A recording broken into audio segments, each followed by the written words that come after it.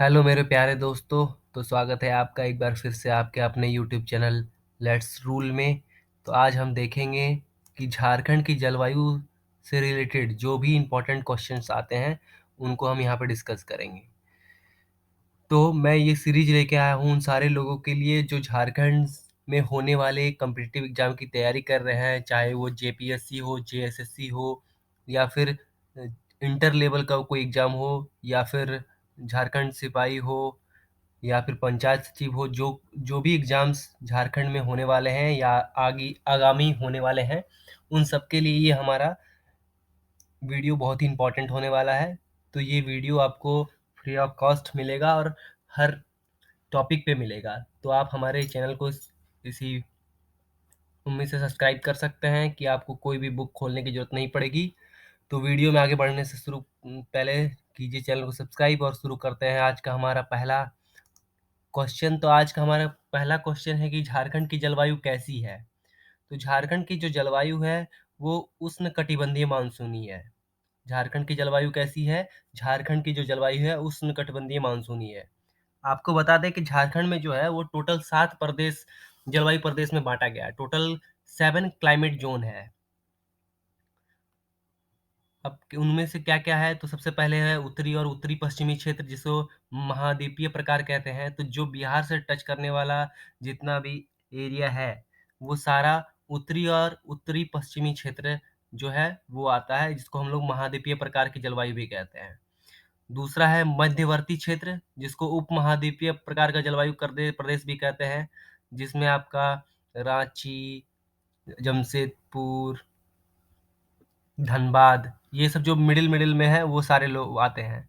और तीसरा है पूर्वी संथाल परगना क्षेत्र, जिसको हम लोग डेल्टा प्रकार की जलवायु क्षेत्र भी कहते हैं, जिसमें संथाल परगना में देवघर, दुमका, गोड्डा, साहिबगंज आदि आते हैं। फिर चौथा है पूर्वी सिंहभूम क्षेत्र, जिसको हम लोग सागर प्रभावित क्षेत्र भी कहते हैं, क्योंकि ये सागर से ज़्यादा दूरी पे नहीं है, ये सागर से बहुत ही सामने है। ये पूर्वी सिंहभूम क्षेत्र जिसको हम लोग सागर प्रभावित क्षेत्र करते हैं। अगला है पश्चिमी सिंहभूम का पश्चिमी क्षेत्र, जिसको हम लोग आर्द्र वर्षा प्रकार कहते हैं, जिसमें गढ़वा, लातेहार आदि आते हैं। और छठा है रांची हजारीबाग पठारी क्षेत्र, जिसमें रांची का कुछ पार्ट और हजारीबाग का कुछ एरिया आता है, जिसको मुक्तिप्रिय या सुखद प्रकार का जलवायु भी प्रदेश भी कहते हैं। और सातवां है पाट क्षेत्र, जिसमें शीत वर्षा प्रकार आता है, जिसमें निचले हिस्से दक्षिण पश्चिमी हिस्सा आता है। तो इस तरह झारखंड में टोटल 7 जलवायु क्षेत्र हैं। तो हम लोग आगे बढ़ते हैं क्वेश्चन में। तो अगला क्वेश्चन है झारखंड की जलवायु में कितने मौसम प्रचलित हैं। तो झारखंड की जलवायु में हम लोग यहाँ देखते हैं कि झारखंड में जो है 3 मौसम प्रचलित हैं, जिसमें शीत, ग्रीष्म और वर्षा 3 मौसम आते हैं। आगे क्वेश्चन बढ़ते हैं हमारा। झारखंड मानसून का प्रवेश प्राय कब होता है। तो झारखंड में मानसून का प्रवेश 10 जून को होता है। अब हम बात करते हैं भारत में मानसून लगभग कब आता है। तो भारत में मानसून लगभग जून महीने में आता है। मानसून का जो अवधि होता है वो शुरुआत जून से होता है और सितंबर के मध्य तक चलता है। टोटल 100 से 200 दिनों तक का होता है। मानसून आमतौर पर जो है जून के पहले सप्ताह तक भारतीय प्रायद्वीप के दक्षिणी भाग में पहुंच सकता है, मतलब केरल वेरल में ये जून के महीने में आ जाता है। हमारा अगला क्वेश्चन है झारखंड में वर्षा किस प्रकार के मानसून से होती है। तो झारखंड में जो वर्षा होती है वो दक्षिण पश्चिम मानसून से होती है। झारखंड में वर्षा किस मानसून से, तो क्वेश्चन पूछा जा सकता है झारखंड में वर्षा किस मानसून से होती है। तो ये दक्षिण पश्चिमी मानसून होती है। और भारत में कितने प्रकार के मानसून आते हैं। तो भारत में टोटल 2 प्रकार के मानसून आते हैं। ग्रीष्म मानसून, जिसको हम लोग दक्षिणी पश्चिमी मानसून कहते हैं, और दूसरा आता है शीतकालीन मानसून, जिसको उत्तर पूर्वी मानसून भी कहते हैं। तो इन दोनों में से जो ग्रीष्म वाला मानसून है, जो दक्षिणी पश्चिमी मानसून है, वो झारखंड में वर्षा के लिए मेनली जिम्मेदार है। आगे है झारखंड में मानसून कब लौटता है। तो झारखंड में मानसून जो है वो मध्य अक्टूबर को लौटता है। झारखंड में मानसून कब आता है। तो ये जनरली जून के महीने में आता है। 10 जून के आसपास का महीना होता है, जून के आसपास का, उसमें आता है। और कब लौटता है तो वापस चला जाता है मध्य अक्टूबर में। तो हम लोग जानते हैं कि झारखंड में शीतकाल में भी वर्षा होती है। तो शीतकाल में वर्षा कब होती है। तो भूमध्य किसके कारण होती है। तो ये भूमध्य सागर की ओर से जो आने वाले चक्रवात है उससे है। हम लोग आगे देखेंगे कि जो ग्रीष्म काल से वर्षा होती है वो मेनली बंगाल की खाड़ी से आने वाले चक्रवात से होती है, और जो शीतकाल में वर्षा होती है वो भूमध्य सागर से आने वाले चक्रवातों से होती है।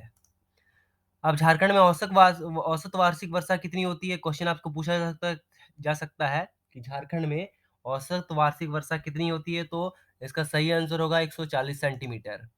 अब झारखंड में सबसे ज़्यादा गर्मी कहाँ पड़ती है? तो झारखंड में सबसे ज़्यादा गर्मी जमशेदपुर में पड़ती है।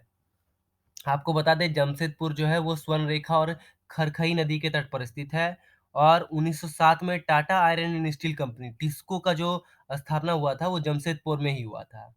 और जमशेदपुर में जुबली पार्क है जिसको टाटा स्टील ग्रुप ने बनाया था। इसके अलावा जमशेदपुर को भारत का इस्पात नगर भी कहा जाता है। और जमशेदपुर सबसे ज़्यादा गर्म इसलिए रहता है क्योंकि वहाँ पे बहुत सारे कल कारखाने हैं। तो ये भी पूछा जा सकता है कि जमशेदपुर गर्म क्यों रह सकता है? क्योंकि वहाँ पे सबसे ज़्यादा कल कारखानों की वजह से उसका मेन रीज़न है।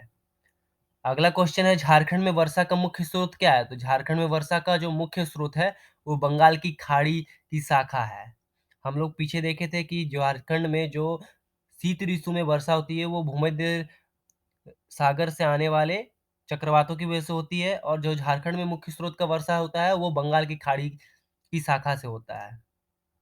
हमारा नेक्स्ट क्वेश्चन है झारखंड के किस क्षेत्र में सर्वाधिक औसत वर्षा होती है?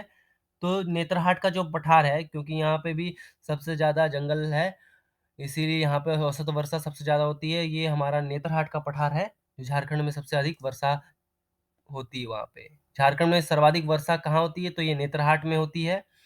हमने पीछे जो बात किया वो पूरा नेतरहाट का क्षेत्र था, पाट का क्षेत्र था।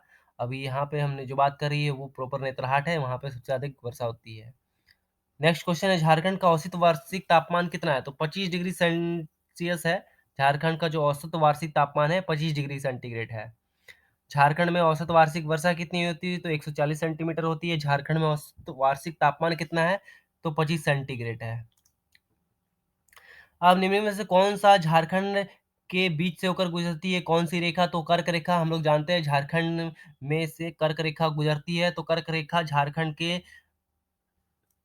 बीचों-बीच गुजरती है, जिसमें कौन-कौन से एरिया से होकर ये गुजरती है? इसमें है नेतरहाट, किस्को, ओरमांझी, गोला, मुरहुल, मुदी, गोपालपुर, पोखन्ना, गोसाइडी, झालवार्दा व पालकुंद्री।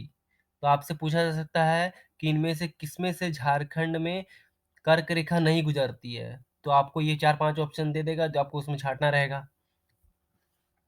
तो आपको याद रखना है झारखंड कहाँ-कहाँ से गुजरती झारखंड में कर्क रेखा कहाँ-कहाँ से गुजरती है? तो वो नेतरहाट, किस्को, ओरमांझी, गोला, मुरउलमुदी, गोपालपुर, पोखन्ना, गोसाइडी, झालवार्दा, पालकुंद्री। हमारा नेक्स्ट क्वेश्चन है झारखंड में कांके से होकर गुजरने वाली रेखा कौन-सी है? तो झारखंड में कांके से गुजरने वाली रेखा जो है वो कर्क रेखा है। तो थैंक यू दोस्तों, मिलते हैं अगले वीडियो में। धन्यवाद।